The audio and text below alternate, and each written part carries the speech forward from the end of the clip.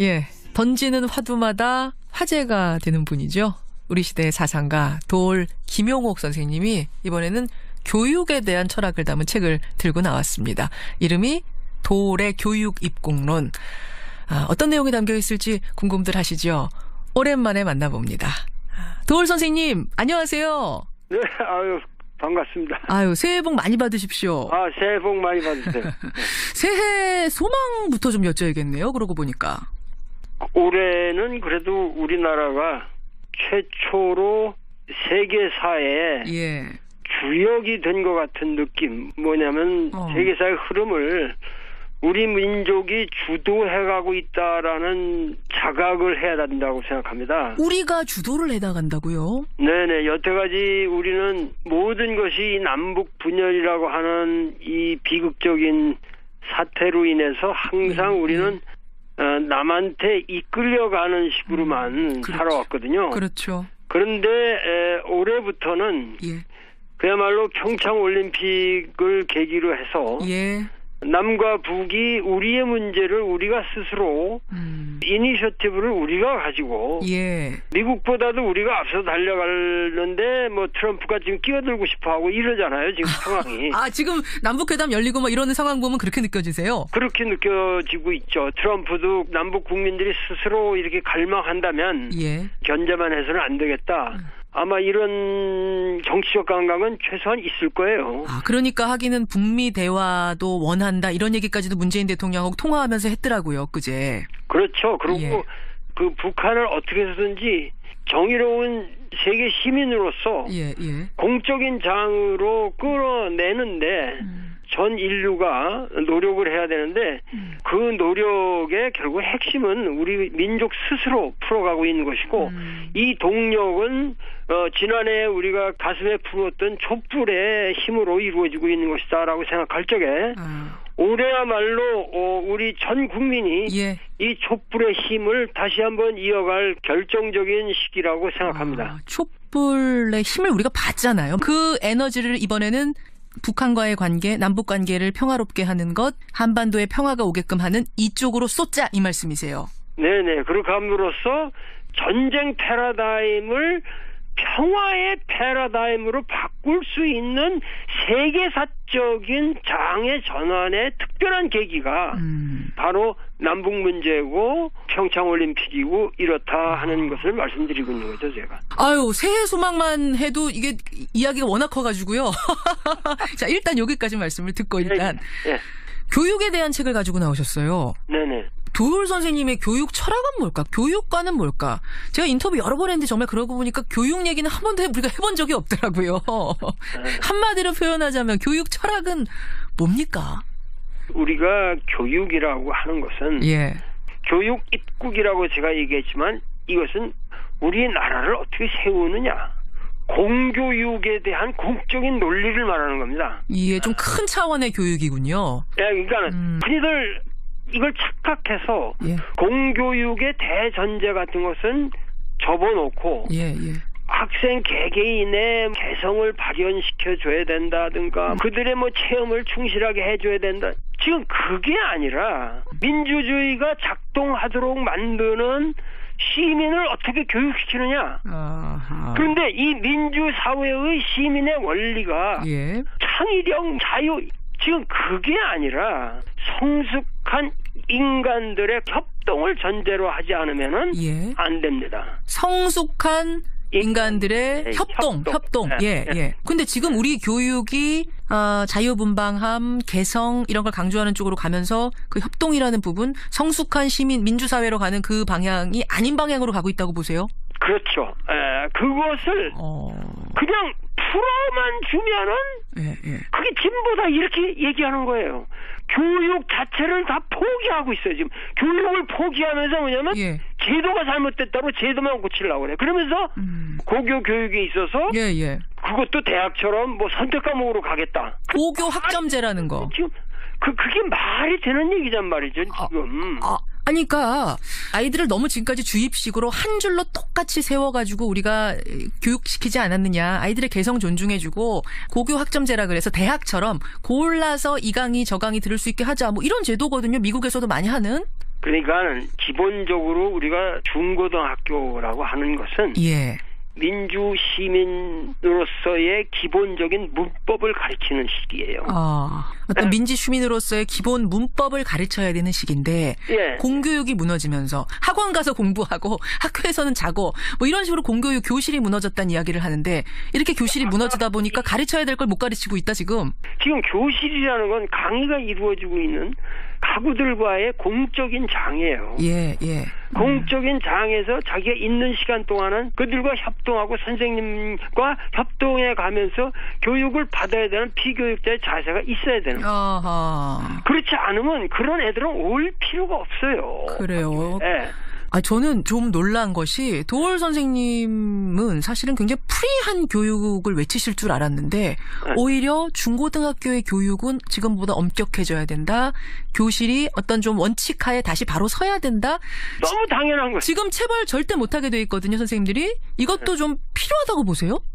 예, 그러니까 권위주의는 나쁜 거지만 예. 권위는 조장될수록 좋은 거예요. 근데 체벌을 해서 권위가 바로 생기는 건 아닐 텐데. 체벌이라는 문제도 예. 교사의 교육 방식에 상당히 합리적인 대안으로서 일부 가능하다는 것을 내가 얘기하는 것이고 예. 애를 때린다든가 이런 건 말이 안 되죠. 폭력을 쓰라는 얘기가 아니라. 그런 얘기가 아니라 옛날에 해초리 같은. 사랑의 해초리. 우리의 교육은 어디까지나 인문주의 교육이었고 그러기 때문에 조선조로부터 내려온 서당 교육이라든가 이런 거에 우리가 훨씬 지금 내가 보기엔 못 미치고 있습니다. 조선시대 서당 교육에도 못 미치는 교육을 지금 하고 있다. 선생님 말씀 조금만 제가 정리를 해보자면 자유, 개성 이런 것을 강조하는 쪽으로 가면서 스승의 권위가 무너지고 훈육의 원칙 같은 것, 규율이 무너진 교실. 그러면서 공교육 전체가 지금 무너져버린. 그래서 그곳에서 민주주의 시민으로서 갖춰야 될 것들을 배워야 하는데 그걸 제대로 못 배운 채 지금 내보내고 있는 건 아니냐. 되는 거죠. 예. 그렇게 분석하고 계시는군요.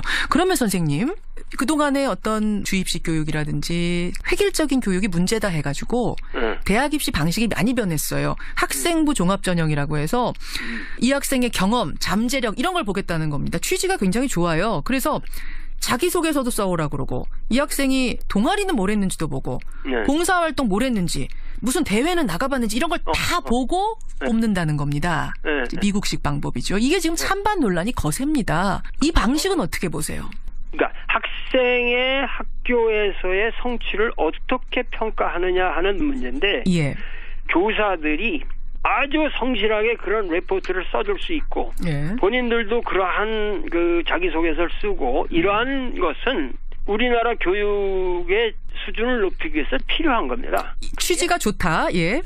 그건 나쁘지 않아요. 근데 문제는 예를 들어 선생님의 그 가르치는 방식의 기본이 뭐냐면 렉처예요. 렉처. 강의. 강의죠. 강의하는 거예요. 근데 강의 중심이면 꼴보수고 그건 뭐 세미나식으로 하고 체험학습으로 해도 현장학습으로 간다. 그러면서 빙빙 놀고 다니고 기본적으로 선생님이 학생들에게 강의를 통해서 민주시민사회의 그 기본적인 원리 이 내가 주장하는 인의예지라고 하는 이 기본적인 원리를 강의를 해줘야 되는 거예요. 가르칠 것을 가르쳐야 하는데 가르쳐야 되는데 그렇지 않고 지금 말씀드린 그런 것만을 다 해서 평가한다는 건 불가능한 거예요. 우리 현실에는 이게 사실 맞지 않는다 이런 말씀이시군요. 그러니까 보조적인 자료를 가지고 보조 자료를 가지고 왜 주객의 문제, 근본의 문제를 흔들고 앉았냐 이런. 보조 자료 동아리 활동이니 스펙이니 뭐 경험이니 이런 걸 가지고 대학 입시를 결정짓는 이 방식 지금 주객이 바뀐 상태다. 그러니까 우리가 선택 과목을 한다는 것도 그게 말이 안 되는 게 그럼 주제가 세분화되고 그렇게 되면서 학생들의 지식의 폭이 점점 협소해집니다. 오히려 고교 학점제 같은 거 하면. 그러면서 또 교사들의 전공이라든가 이런 문제도 대혼란이 오고. 처음에는 그럴지 모르지만 선생님 지금 미국 같은 경우면 성공한 거 아니에요? 성공하지 않았어요. 아니에요? 절대 성공 안 했어요. 미국이래 공교육이라는 건 지금 최하예요. 그렇습니까? 지금 우리가 모델로 가고 있는 게 미국식이거든요. 이 대학 입시도 학종이라고 해서 이 수시 모델이 미국식인데 이거 다 실패했어요? 다 실패했어요. 미국 교육이라는 게 전부 퍼블릭 스쿨 가면 예. 마약하고 술 먹고 공립학교 가면 다 무너졌어요, 공교육이. 비싼 돈 주고 지금 프라이빗 스쿨 보내는 거예요. 사립학교를 그래서 가는 거다. 그렇죠. 공교육이 지금 무너져가는 미국인데 그 미국의 모델을 보고 우리가 오히려 그걸 지금 따라가고 있고 현실과 괴리된 채 뭐 찬반 논란이 일고 지금 이 상황이 어지러워지고 있다는 얘기네요, 오히려. 현실한 거죠. 미국의 소위 말해서 자유주의 교육이라는 건 이미 파산이 선고된 겁니다. 그러니까 우리는 인문주의의 이 찬란한 몇천 년의 전통이 있기 때문에 그리고 아직도 도덕이 살아있고 우리 젊은이들은 아직도 어른에 대한 존경이 있고 이렇게 좋은 나라에서 어찌 그렇게 천박한 교육의 현실을 따라가려고 하느냐. 아니 근데 이제 왜 그렇게 됐냐면 창의력이 중요한데 우리 아이들은 똑같은 교육을 30-40명한테 하는 획일화된 교육을 하다 보니까 창의력이 도저히 살질 않는다. 이렇게 돼서 현대사회에서 도태된다 해가지고 그 얘기가 나온 거거든요. 지금 가장 큰 문제가 기본을 안 가르치고 창의력을 가르친다. 말도 안 되는 얘기죠. 예를 들면은 고교 교육을 짜는 사람들이 자기들이 만드는 교육 가지고 모든 걸 해결하려고 그러지 마세요. 애들은 선생이나 뭐 장관보다도 훨씬 더 자기 인생을 자기 스스로 창의적으로 해나갈 능력이 있어요. 아이들은요. 무시하지 말란 말씀이세요. 그들에게 맡겨두세요. 기본만 가르쳐주고 여유를 주라고. 그 선생님 말씀은 창의력 키우지 말아라. 획일화해라 이 말씀이 아니라 일단은 기본은 가르치는 게 필요한데 지금 그걸 건너뛴 채 창의력, 개성, 자유 이것만 외치고 있다.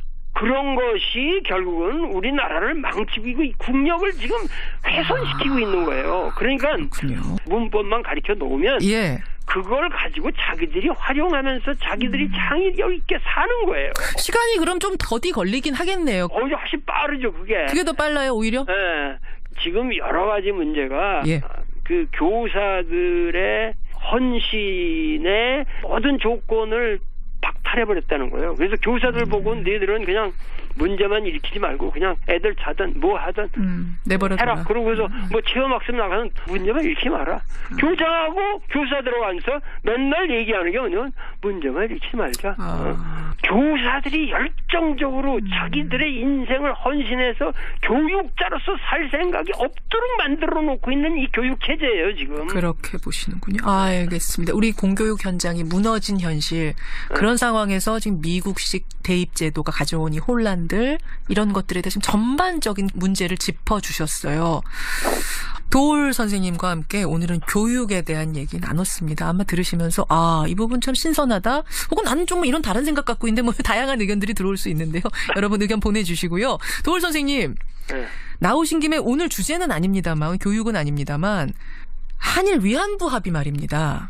뭐 워낙 외교적인 부분들 다 통찰하시는 분이니까 제가 이 질문 한번 드리겠습니다. 2015년에 맺었던 것이 이게 하자가 많다는 게 드러났고요. 근데 국가 간의 합의다 보니까 이거를 파기하기도 어렵고 재협상 요구하기도 어렵고 그러다 보니까 청와대가 결국 재협상은 아니지만 파기도 아니지만 우리가 돈 가지고 있고 보상금 받은 거 가지고 있고 다만 이행하지 않는 쪽으로 가겠다. 이렇게 가닥을 잡은 것 같습니다. 그러니까 일본이 버럭 지금 화를 내고 있는 아베가 평창올림픽도 안 오겠다라고 하고 있는 이 상황. 이거 어떻게 보세요? 어떻게 풀어야 됩니까? 국가적인 시책상 그러한 태도를 취한 것은 이해는 가지만은 그러나 위안부 할머니들께서 주장하시는 바대로 문제는 해결됐어야만 합니다. 위안부 할머님, 피해 할머님들이 주장하시는 건 지금 파기거든요. 파기하고 그걸 돌려보내고 이런 것이 지난 정부의 잘못된 것일지라고 할지라도 우리가 명분이 더 서요. 일본의 어떤 악랄한 국가 범죄이기 때문에 이러한 범죄에 대해서는 전 세계가 동의하고 있는 문제고 이러한 것을 가지고 우리가 좀 과격한 태도를 취한다 해도 결코 그것이 국제사회에서 비난의 대상이 된다거나 일본에도 양시민들이 있는데 그 양시민들이 호소해 가면서 우리가 이러한 문제는 최소한 이게 잘못되었던 것이니까 이것은 파기되어야만 한다는 도덕적인 당위성이 있다. 그렇게 밀고 나갔어야 된다. 근데 그렇게 될 경우에는 외교적으로 상당히 꼬일 거다. 어쨌든 이거는 국가 간의 합의이기 때문에 잘못됐든 뭐하든 간에 전 정부가 우리나라 대표가 저질러 놓은 일이기 때문에 이거를 깨면 외교적으로 우리가 큰 낭패를 볼 거다라는 것 때문에 그렇게는 못한 거거든요. 네, 하여튼 그 입장은 제가 이해를 하겠고. 예. 그러나 저한테 묻는다면 저는 밀어붙였습니다. 밀어붙였을 거다. 밀어붙이고 이러한 것을 위해서 만약에 한일 관계가 악화된다면 예. 그거는 사드에서 생긴 문제보다 더 마이너한 문제죠. 그거는 어떻게든지 또다시 외교적 전략 차원에서 해결할 수 있는 거예요. 하긴 또 전 세계가 어쨌든 이 문제에 대해서는 완전히 우리 편을 들고 있는 거니까 뭐 그런 것들을 기반 삼아서 우리 정부가 이 세계 전략을 짤 때 이제는 그냥 아시아의 조그만 뭐 페닌슐라의 어떤 로컬한 가버먼트라는 생각하지 말고 예, 반도의 조그만 나라 전 세계의 10대 강국 중에 들어있는 대한민국의 위상을 가지고 예. 일본 당신들 잘못한 거 좀 반성해야 되지 않아 이거 무리가 있는 줄 알면서 이거는 새로운 원칙을 세워서 나가자. 그것이 우리 한일 관계의 항구적인 문제들을 해결하는 데 도움이 될 것이다. 아, 그렇게 보시는군요. 네. 어쨌든 이건 우리한테 명분이 확실한 거니까 그 명분대로 밀고 갔어야 된다. 한 가지만 더 여쭙습니다. 네네. 박근혜 전 대통령에 대해서 뭐 국정농단 사태 때 뭐 그 전부터 사실은 날카로운 비판을 계속해 오셨어요. 네네. 지금 국정농단 재판을 전부 보이콧하고 있습니다. 네네. 국선 변호사들 접견도 안 해주고 있습니다. 네. 그러더니 특활비 뇌물수수 혐의로 추가 기소가 되니까 거기에 대해서는 불이 나게 변호사도 선임하고 뭐 대응을 한다 그럽니다. 지금 이 돌아가는 상황들은 어떻게 보십니까? 저는 얼마나 박근혜 전 대통령이 미숙한 인간인가. 어떻게 국민들이 대통령의 자격을 갖춘 사람이라고 해서 뽑았을까. 이런 데 대한 아주 처절한 반성이 들고 인간적으로는 거의 정신박약자에 가까운 듯한 행태를 보이는 저 사람에 대해서 상당히 가슴 아프고 동정이 일죠. 왜 특히 이 재판 돌아가는 거 보면서 그런 생각까지 드셨어요? 아니 지금 모든 그 일련의 흐름을 보면은 예. 불쌍하고 연민의 정이 저는 더 든다고요. 많은 사람들이 그렇게 박근혜 불쌍하지 않아 이렇게 생각할지 모르겠어요. 그러나 우리가 지금 생각해야 할 거는 왜 이순신 장군이 노량해전에서 도망가는 놈들인데 왜 도망가는 놈들을 그렇게 처절하게 쫓아가서 자기 목숨을 바치면서 그 항전을 하셨을까? 왜입니까? 다시는 이 시기를 돌아오지 못하게 부대를 위해서 다시는 이 땅을 너희들이 돌아오지 못하게 매운맛을 내가 죽으면서 보여주겠다는 거예요. 다시는 이런 짓 못하게. 어차피 도망가지만 도망가는 사람 잡고라도 매운맛을 끝까지 보여주고 그 뿌리까지 다 뽑아버리자는 심정이셨을 거다. 이순신 장군은. 이순신 장군은 그거죠. 후대 역사를 생각하는 거예요. 내 목숨 하나 바쳐서라도 이것을 최후의 한놈까지 다 박멸할 때까지 내가 그들에게 고통을 치러주고 임진왜란이라고는 이 처절한 죄악에 그들이 얼마나 책임이 있냐는 걸 갖다 역사에다 기록해놓겠다는 거예요. 저는 그럼 그 말씀 들으니까요. 지금 사실은 이제 적폐청산 작업을 우리가 하고 있죠. 촛불 이후 탄핵 이후에. 그런데 적폐청산 이제 이 정도면 됐다. 이거 국가가 성장하는데 발목 잡는다. 그만 과거에 집착하고 이제는 미래를 논하자 이런 이야기들도 나옵니다. 피로감 같은 게 나와요. 그게 참 너무 한심한 얘기들이죠. 아직 우리는 적폐청산의 그걸 100이라고 그러면 1%도 못했어요. 1%도 못했다 정도로 보세요. 1%도 못했어요 지금. 오늘날 박근혜의 이러한 모든 태도에 대해서도 아주 치열하게 우리는 국민들이 전부 이순신 장군과 같은 그러한 마음으로 다시는 이런 대통령이 나와서는 아니 될 것이고 다시는 누구든지 정권을 잡아서 이러한 황당한 짓들을 하지 못하도록 우리가 끝까지 처벌해야만 합니다. 정리가 되네요, 선생님. 사실은 적폐청산 뭐 이 정도면 됐지. 이제 미래를 얘기해야 될 거야. 과거는 이제 그만 덮어두자라고 하는 분들도 상당히 지금 많아지고 있는 상황이었는데 왜 적폐청산을 해야 되는가에 대한 과거의 우리 경험을 가지고 논리적으로 설명을 해주셨어요. 아, 그런 거군요. 우리가 과거에서 배워야 할 게 그런 거군요. 알겠습니다. 네. 도울 선생님, 오늘 귀한 말씀 감사드립니다. 새해 복 많이 받으시고요. 건강하세요. 네네. 고맙습니다. 네. 도울 김영옥 선생님이었습니다. 교육이라고 하는 것은 교육 입국이라고 제가 얘기했지만 이것은 우리나라를 어떻게 세우느냐, 공교육에 대한 공적인 논리를 말하는 겁니다. 이게 좀 큰 차원의 교육이군요. 네, 그러니까 흔히들 이걸 착각해서 공교육의 대전제 같은 것은 접어놓고 학생 개개인의 개성을 발현시켜줘야 된다든가 그들의 뭐 체험을 충실하게 해줘야 된다. 지금 그게 아니라 민주주의가 작동하도록 만드는 시민을 어떻게 교육시키느냐.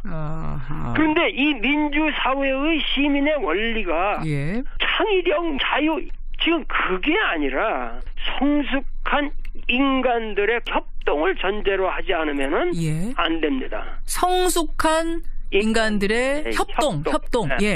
근데 지금 우리 교육이 자유분방함, 개성 이런 걸 강조하는 쪽으로 가면서 그 협동이라는 부분, 성숙한 시민, 민주사회로 가는 그 방향이 아닌 방향으로 가고 있다고 보세요? 그렇죠. 그것을 그냥 풀어만 주면은 그게 진보다 이렇게 얘기하는 거예요. 교육 자체를 다 포기하고 있어요. 지금 교육을 포기하면서 뭐냐면 제도가 잘못됐다고 제도만 고치려고 그래. 그러면서 고교 교육에 있어서 그것도 대학처럼 뭐 선택 과목으로 가겠다. 고교 학점제라는 거. 지금 그게 말이 되는 얘기란 말이죠. 지금. 그러니까 아이들을 너무 지금까지 주입식으로 한 줄로 똑같이 세워. 정치적 감각은 최소한 있을 거예요. 그러니까 하기는 북미 대화도 원한다 이런 얘기까지도 문재인 대통령하고 통화하면서 했더라고요, 그제. 그렇죠. 그리고 그 북한을 어떻게 해서든지 정의로운 세계 시민으로서 공적인 장으로 끌어내는데 전 인류가 노력을 해야 되는데 그 노력의 결국 핵심은 우리 민족 스스로 풀어가고 있는 것이고 이 동력은 지난해 우리가 가슴에 품었던 촛불의 힘으로 이루어지고 있는 것이다라고 생각할 적에 올해야말로 우리 전 국민이 이 촛불의 힘을 다시 한번 이어갈 결정적인 시기라고 생각합니다. 촛불의 힘을 우리가 봤잖아요. 그 에너지를 이번에는 북한과의 관계, 남북 관계를 평화롭게 하는 것, 한반도에 평화가 오게끔 하는 이쪽으로 쏟자 이 말씀이세요. 네네. 그렇게 함으로써 전쟁 패러다임을 평화의 패러다임으로 바꿀 수 있는 세계사적인 장의 전환의 특별한 계기가 바로 남북 문제고 평창올림픽이고 이렇다 하는 것을 말씀드리고 있는 거죠, 제가. 새해 소망만 해도 이게 이야기가 워낙 커가지고요. 자, 일단 여기까지 말씀을 듣고 일단 교육에 대한 책을 가지고 나오셨어요. 네네. 도울 선생님의 교육 철학은 뭘까? 교육과는 뭘까? 제가 인터뷰 여러 번 했는데 정말 그러고 보니까 교육 얘기는 한 번도 우리가 해본 적이 없더라고요. 한마디로 표현하자면 교육 철학은 뭡니까? 우리가 던지는 화두마다 화제가 되는 분이죠. 우리 시대의 사상가 도울 김영옥 선생님이 이번에는 교육에 대한 철학을 담은 책을 들고 나왔습니다. 이름이 도울의 교육 입국론. 어떤 내용이 담겨 있을지 궁금들 하시죠? 오랜만에 만나봅니다. 도울 선생님, 안녕하세요. 네, 반갑습니다. 새해 복 많이 받으십시오. 새해 복 많이 받으세요. 새해 소망부터 좀 여쭤야겠네요. 그러고 보니까. 올해는 그래도 우리나라가 최초로 세계사에 주역이 된 것 같은 느낌. 뭐냐면 세계사의 흐름을 우리 민족이 주도해가고 있다라는 자각을 해야 된다고 생각합니다. 우리가 주도를 해나간다고요? 네네. 여태까지 우리는 모든 것이 남북 분열이라고 하는 이 비극적인 사태로 인해서 항상 우리는 남한테 이끌려가는 식으로만 살아왔거든요. 그렇죠. 그런데 올해부터는 그야말로 평창올림픽을 계기로 해서 남과 북이 우리의 문제를 우리가 스스로 이니셔티브를 우리가 가지고 예. 미국보다도 우리가 앞서 달려가는데 뭐 트럼프가 지금 끼어들고 싶어하고 이러잖아요. 지금 상황이. 지금 남북회담 열리고 뭐 이러는 상황 보면 그렇게 느껴지세요? 그렇게 느껴지고 있죠. 트럼프도 남북 국민들이 스스로 이렇게 갈망한다면 예. 견제만 해서는 안 되겠다. 아마 이런 가지고 우리가 교육시키지 않았느냐. 아이들의 개성 존중해주고 고교 학점제라 그래서 대학처럼 골라서 이 강의 저 강의 들을 수 있게 하자. 뭐 이런 제도거든요. 미국에서도 많이 하는. 그러니까 기본적으로 우리가 중고등학교라고 하는 것은 예. 민주 시민으로서의 기본적인 문법을 가르치는 시기예요. 어떤 민지 시민으로서의 기본 문법을 가르쳐야 되는 시기인데 예. 공교육이 무너지면서 학원 가서 공부하고 학교에서는 자고 뭐 이런 식으로 공교육 교실이 무너졌다는 이야기를 하는데 이렇게 교실이 무너지다 보니까 가르쳐야 될 걸 못 가르치고 있다 지금. 지금 교실이라는 건 강의가 이루어지고 있는 가구들과의 공적인 장이에요. 예, 예. 공적인 장에서 자기가 있는 시간 동안은 그들과 협동하고 선생님과 협동해 가면서 교육을 받아야 되는 피교육자의 자세가 있어야 되는 거예요. 그렇지 않으면 그런 애들은 올 필요가 없어요. 그래요? 네. 저는 좀 놀란 것이 도올 선생님은 사실은 굉장히 프리한 교육을 외치실 줄 알았는데 오히려 중고등학교의 교육은 지금보다 엄격해져야 된다. 교실이 어떤 좀 원칙하에 다시 바로 서야 된다. 너무 당연한 거죠. 지금 체벌 절대 못하게 돼 있거든요, 선생님들이. 이것도 좀 필요하다고 보세요? 예, 그러니까 권위주의는 나쁜 거지만 예. 권위는 조장될수록 좋은 거예요. 근데 체벌을 해서 권위가 바로 생기는 건 아닐 텐데. 체벌이라는 문제도 예. 교사의 교육 방식에 상당히 합리적인 대안으로서 일부 가능하다는 것을 내가 얘기하는 것이고 예. 애를 때린다든가 이러면 말이 안 되죠. 폭력을 쓰란 얘기가 아니라 그런 얘기가 아니라 옛날에 회초리 같은 사랑의 회초리. 우리의 교육은 어디까지나 인문주의 교육이었고 그러기 때문에 조선조로부터 내려온 서당 교육이라든가 이런 거에 우리가 훨씬 지금 내가 보기엔 못 미치고 있습니다. 조선시대 서당 교육에도 못 미치는 교육을 지금 하고 있다. 선생님 말씀 조금만 제가 정리를 해보자면 자유, 개성 이런 것을 강조하는 쪽으로 가면서 스승의 권위가 무너지고 훈육의 원칙 같은 것, 규율이 무너진 교실. 그러면서 공교육 전체가 지금 무너져버린. 그래서 그곳에서 민주주의 시민으로서 갖춰야 될 것들을 배워야 하는데 그걸 제대로 못 배운 채 지금 내보내고 있는 건 아니냐. 되는 거죠. 예. 그렇게 분석하고 계시는군요. 그러면 선생님, 그동안의 어떤 주입식 교육이라든지 획일적인 교육이 문제다 해가지고 대학 입시 방식이 많이 변했어요. 학생부 종합전형이라고 해서 이 학생의 경험, 잠재력 이런 걸 보겠다는 겁니다. 취지가 굉장히 좋아요. 그래서 자기소개서도 써오라 그러고 이 학생이 동아리는 뭘 했는지도 보고 봉사활동 뭘 했는지 무슨 대회는 나가봤는지 이런 걸 다 보고 뽑는다는 겁니다. 미국식 방법이죠. 이게 지금 찬반 논란이 거셉니다. 이 방식은 어떻게 보세요? 그러니까 학생의 학교에서의 성취를 어떻게 평가하느냐 하는 문제인데 교사들이